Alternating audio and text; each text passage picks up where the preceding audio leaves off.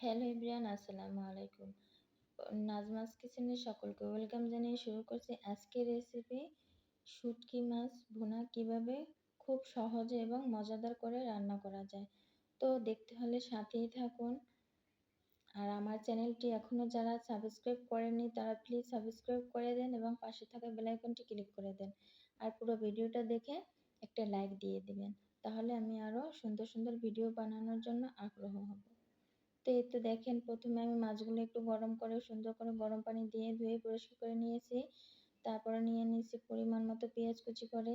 তারপরে গুঁড়ো মশলাগুলো আমি একটু বাটা মশলার মতো করে নিয়েছি, পানি দিয়ে গুলিয়ে। পরিমাণ মতো হলুদ গুঁড়ো, মরিচ গুঁড়ো, জিরা গুঁড়ো, ধনিয়া গুঁড়ো।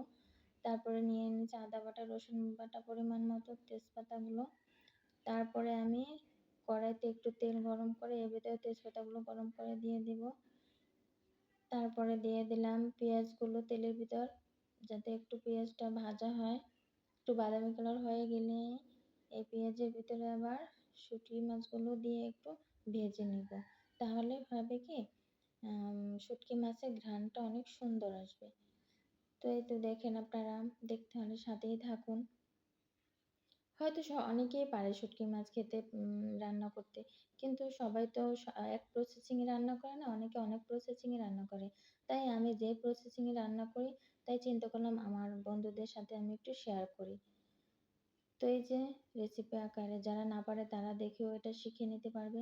দিয়ে দিলাম বাটা মশলাগুলো, রসুন বাটা, আদা বাটা পরিমাণ মতো দিয়ে একটু নাড়াচাড়া দিয়ে নেব। তারপরে দিয়ে দিলাম শুকনো মশলা গুঁড়োগুলো, যে আমি একটু পানিতে গুলিয়ে রেখেছিলাম এগুলো। হলুদ গুঁড়ো, মরিচ গুঁড়ো, ধনিয়া গুঁড়ো, জিরা গুঁড়ো, অল্প পরিমাণ দিয়েছি জিরা গুঁড়ো। তো এটা দিয়ে একটু নাড়াচাড়া দিয়ে পরে আমি পানিতে কষিয়ে নিব। তো মাছগুলোও কিন্তু এর সঙ্গে কষানো হয়ে যাচ্ছে। মাছ আবার আলাদা করে পানি দিয়ে কষাতে হবে না। তো এই তো মাছগুলো কষিয়ে নেওয়ার পরে আমি একটু বেশি পরিমাণ পানি দিয়ে দিব, কারণ এমনিতেই তো শুটকি মাছ, তারপর আবার কি করলাম, তেলে ভেজে আরও শক্ত করে নিয়েছি। তো এই জন্য আমি একটু পানিটা বেশি দিয়ে দিব, যে মাছটা যেন সিদ্ধ হয়ে যায়। তো এই তো দেখেন আপনারা, পানি দিয়ে সুন্দর করে নাড়াচাড়া দিয়ে তারপরে একটু অপেক্ষা করব।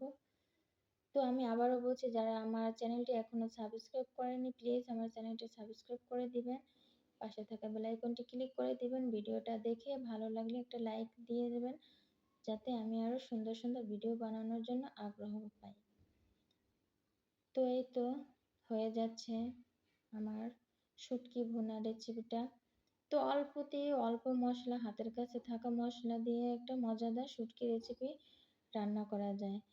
তো এই তো দেখেন, আমার রান্নার কালারটাও সুন্দর হয়ে আসছে।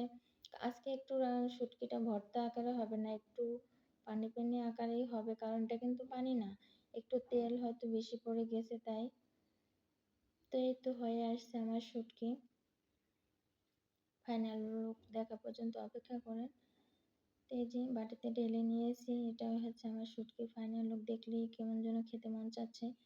তো আজকের ভিডিও এ পর্যন্তই। ভালো থাকবেন। আল্লাহ হাফেজ।